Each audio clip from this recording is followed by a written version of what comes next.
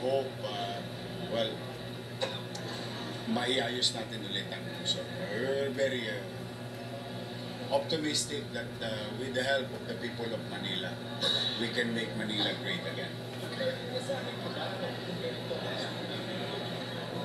Gusto namin ni Chichi at 10 namin grupo na manalo. Of course, I think any John Doe's and Mary who is a candidate gusto manalo, yun talaga pangarap namin, yun ang goal namin, makapaglingkod sa tao through winning in a democratic way. But with the result, the official result of the Board of Canvassers of the city, na-overwhelm kami. Kaya salamat talaga sa Diyos at sa ating mga batang Maynila sa Luzon.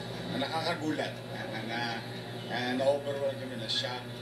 But we really appreciate it at malaking challenge because there's a great mandate given to us, Chichi and I, and most of our group. I think 80% ng aming kapartido ay nanalo sa halalan ito.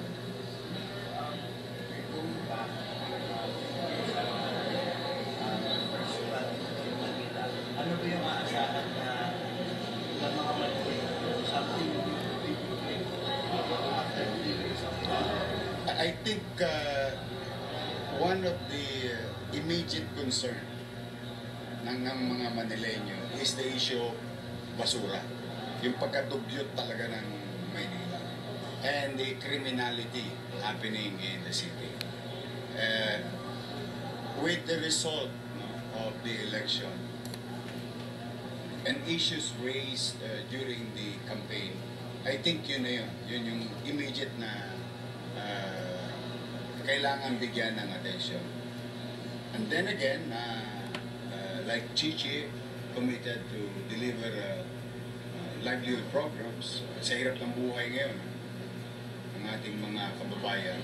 Plus the fact that we will continue to pursue the concept of MBN, yung minimum basic needs. Housing, education, healthcare, and jobs. But initially about yung cleanliness and orderliness and the peace and order situation of the city will be confronted by us. And sabi ko nga sa mga Tologes, bago na kayo. Talagang, it's our commitment. Pag ako nabibigyan ng pagkakataon, I really try to dedicate my time serving the people, and that includes wee hours or hora de peligro. Kaya mapupuyat kayo ulit. Yes, please. You're next.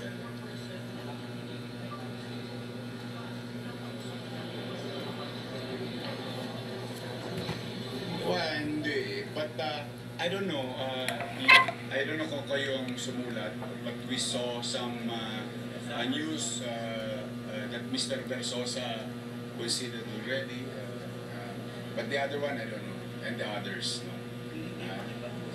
no? Because at the end of the day, taga Maynila sila, di ba? Magiging mamamayan ko rin sila. And as I have been doing and committed to do, sa Maynila, pantay-pantay. So, there are still members of the community, and we are, Chichi and I, and the entire Yormes Choice, which with great majority of members of the City Council, thanks again to the people of Manila, we are willing to serve them. So, yung pagkakabati-bati, I think, una ko na munang panawagan ito sa ating mga mamamayan. Opo, tapos sa buwang eleksyon, yung mga nagkontrapartido, magkatapat ng ilog, magbati-bati na po kayo. Tapos sa buwang halala. Nagpasya na ang taong bayan and overwhelmingly binigyan tayo ulit ng pagkakataon. So ang panawagan ko na lang sa mamamayan, kung magbati-bati na po tayo, huwag na po tayo mag-iwaiwalay. At the end of the day, tayo rin ang magkikita sa finals. you were saying. Pero yung mga alas 10 pala ng gabi, alam natin na landslide po kayo. Kaya hindi natuloy yung proklamasyon at yung gabi. Ano tumatakbo sa isip mo dito? Eh, siyempre, excited kami maproklama. I think kahit sinong kandidatong tumatakbo sa public office, excited maproklama. And especially, if it is highly improbable. If I may borrow that term, coming from the commission, medyo wala na. But then again, following rules and following instructions, it seems so far okay naman. And being understanding of the situation, the physical, emotional, and psychological challenge to our BEIs and the teachers and all other individuals who participated in this election, the backbone of the democracy at the time that the election is going on. I think it's 4 a.m. 4 a.m. pa sila. Will give them understanding. But honestly, I mean, straightforward, we're very excited to be proclaimed because nakakaingit yung Las Piñas, saka San Juan City yata. Quezon City? Munti, so 4 na city na sa Metro Manila. I hope we're next.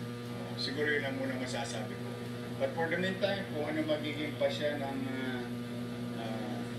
City Board of Canvassers to recess or rest sila, waiting for 51 more card, we're willing to wait.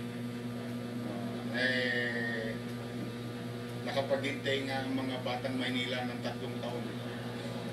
Ano ba naman yung makapaghintay pa kami ng walang oras.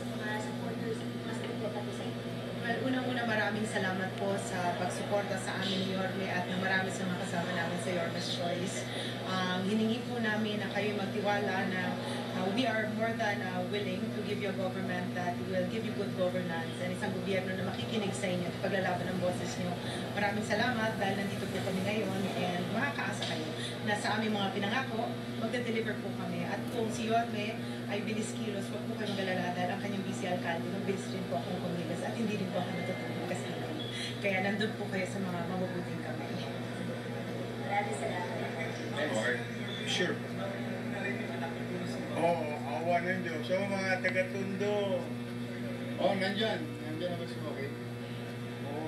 Gusto ko lang manalo siya pero overwhelming din yung tulong ng mga taga-Tondo. Ayan ha. Isalang nyo na. I-break in nyo na. Halika dito. Para matuto siyang kausapin kayo. Halika raw. Tatanungin ka raw nila.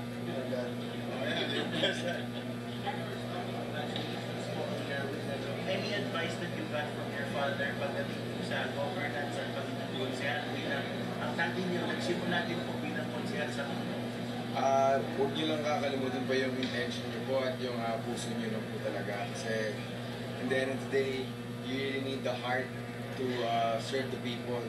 Kasi kung hindi mo mahal yung ginagawa mo, hindi mo pagbubutihan yung paglilingkod mo sa tao. Nakabangan ako, dami camera. Sanay ka na. Po? Opo, bata naman po talaga ako. Ay, amin ko po yun. And sa lahat po nagsasabi dyan na to, baka wala akong magagawa, gano'n. But don't worry po, sa edad po, sa paglilingkod, wala yun sa edad. It's really in the end of the day, it's your heart and your passion to strive to do better for the people. And kasi yung tipong, yung you want to make them feel something, yung nakaangat sa buhay nila. And not yung pwede na lang yan. Let's stop with the pwede na lang yan. Dapat much better you know. We give it to them because matagal na silang hindi nabibigyan ng tama. English lang siya. Tagalog. I'm trying to do both. I'm trying to do both. I'm trying to be more like my dad.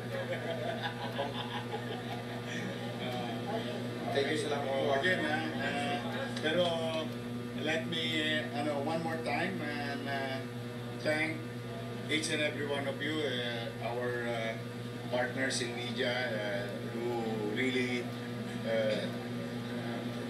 yung being vigilant in the last 45 days in the city of Manila. Dahil sa inyo, marami kayo nabantayan at maraming mga ilang individual hindi siguro nila nagawa yung mga masamang nagawa nila. So I would like to thank each and every one of you. And of course, our vloggers, our pordalapok talaga yan, yung mga vloggers yan. Abonado pa sa akin yan. Gusto ko rin sila pasalamatan. Yung mga supporters natin, leaders natin, and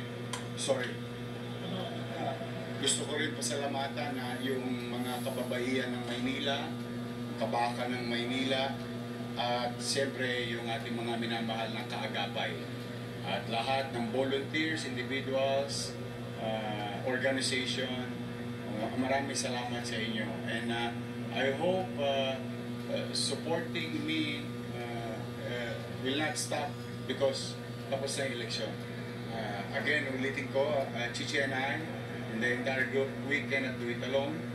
We need everybody's participation. The people of Manila, we need you because it is our city.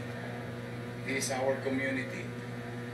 Walang magmamalasakit dito kundi tayo rin namang mga kapwa-batang Manila. So, I hope in the coming weeks, come and join us. Let's rebuild Manila.